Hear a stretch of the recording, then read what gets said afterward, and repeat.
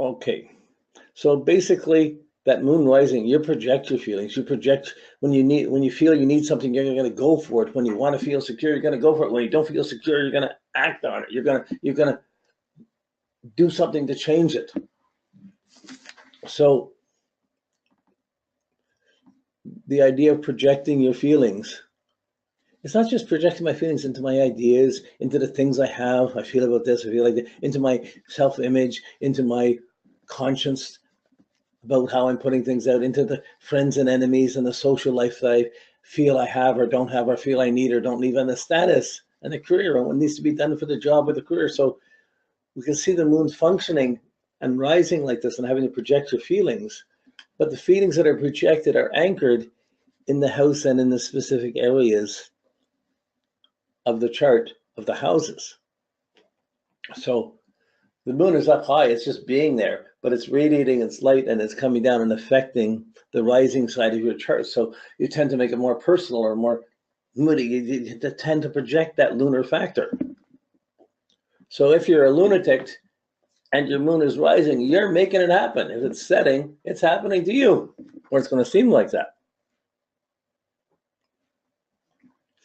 So the thing is, we use the words to make sense out of it and to project it, but it's really an energy process that's going on. And we tune into it. With the moon, you more often than not observe. You get a few of the keywords before the key, and then you observe, how's this happening for you? Is this so? Do I really project my feelings? Do I really get feelings about things that what I have to instigate, what I have to do, and am I pushing this out? Which means when you're worrying, you're pushing your worries out. And when you're nurturing, you're pushing here's the cake, here's the thing, I've done this for you, you're pushing your things out.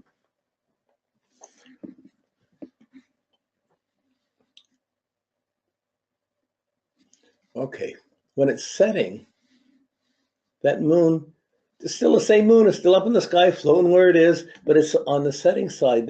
The earth is turning, and in the way it turns, the sun will be going, seemingly from our perspective, going down. It'll be going from this noon point, from the south point, from the midheaven, down to the IC. So the projection comes from the IC and projects up to the midheaven.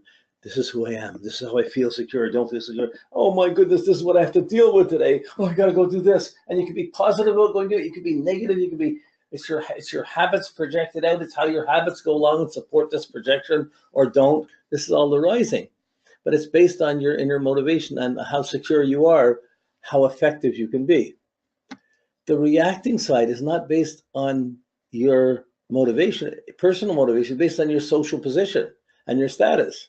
So when the moon's on the setting side, you're affected by the position, the people around you, and whether they're supporting you or not supporting you, whether you're feeling nurtured, whether you're feeling secure, whether you're feeling needed, whether you feel so when you're trying to project to belong on the rising and the setting, you're trying to react and take the impressions in from other people. And when you get good feelings, you feel great.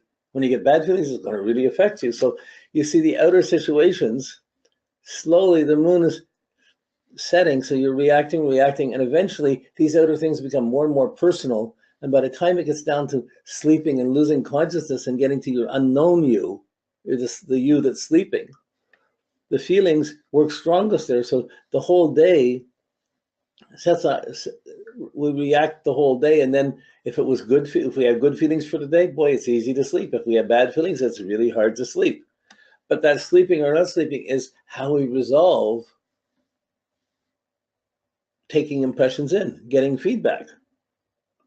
So we put feelings out, we put things out rising, we take them back. When we're looking at the moon, we project our feelings out, we take them back. We feel, hey, I like you, it's nice to see you.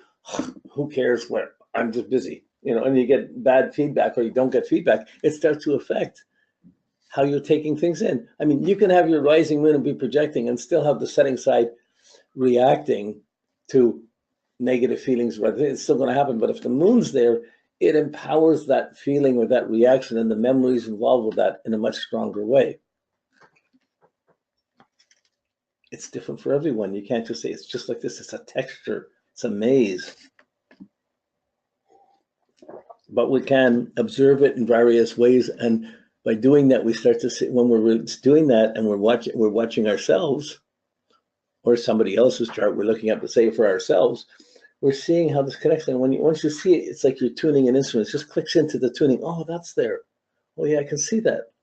Then there's still more implications to find out about it. But this reactive, selective setting half of our chart, we're taking outer responses, how other people respond to us, and what feedback we get. Hey, mom, look at me. Hey, honey, wasn't I good? Don't you like me? Let me buy you this. Or it's much more social. Like it's your understand. We have common understandings. Well, that's really supportive. I can react to that. We have common resources, or we're going to put our energies together. Eighth house. Well, I can react to that. I can feel secure about that or insecure about that if it's not reacting properly, if we're not getting good energy. And that depends on the type of relationship or partners we have. And if we have good partners, it's easy to react because they like you and you're getting good energy. You like to be part of that. Then it takes it in personally. If it's bad energy, you're going to take in the bad energy. Then you're going to be more insecure. You're going to take it personally. It's going to start affecting your health and the attitude you have to service and fixing things and helping things and responding to the feedback you get. And then fifth house, which is your performance and playful house, you're reacting there. You're taking your reactions in. And do you like me? Oh, well, then watch me here. I'll do more. Let's hey, mom, look at me. Hey, honey, wasn't I the best for you? I've done something. You like it. I feel really good about it. It pumps me up to feel I'm okay. And then as you get that good feedback, if the kid gets good feedback from the mom or whatever, they have a nice day, they feel good about it. It's easy to go down into that fourth house of security, go to sleep and have a good night's sleep. And to assimilate in your dreams the impressions of the day so that you're ready to project new ones and carry on the next day. What you're going to do the next day. This is basically the houses. But when the moon comes in it, you're pushing the feelings, the memories, the moods on a rising side to push it out or on a setting side. Each one can have its own kind of problems.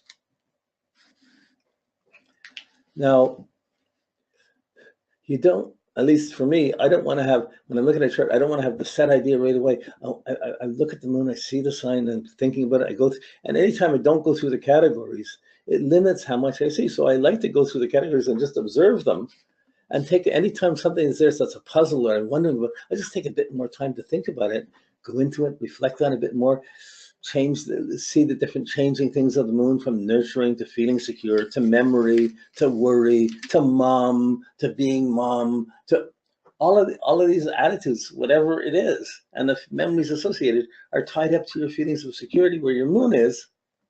And where it is in your chart, in your natal chart, that's going to be a predominant mode of operation for a lifetime. That's going to be your part of your DNA of how you put things out. It's not going to be the same as everyone else. That's what's so fascinating.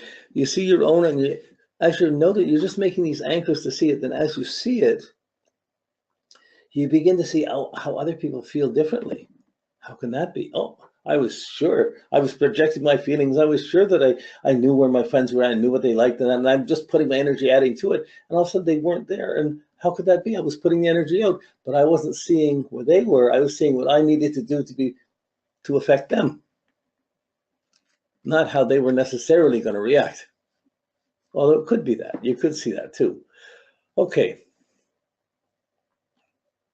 Every level is just going into this depth perception, applying the associations we know of the moon, we're applying it down into the houses and trying to make some sense of it. But this factor of the rising or the setting moon, boy, just take some time just a week and everybody's chart or everybody you see, check to see, try and observe whether they're projecting their feelings or reacting to them. And the moon comes out when you're close. It comes out in a personal way. So when you're sharing a kitchen or a house or a bathroom or you're doing things together, you can do it, this sympathetic thing. When you get groups that don't have that sympathetic element, that's very structured stuff. Like this different, well, that's much more out in the world. But when you get a group that has the feelings that your feelings fit in well with, wow.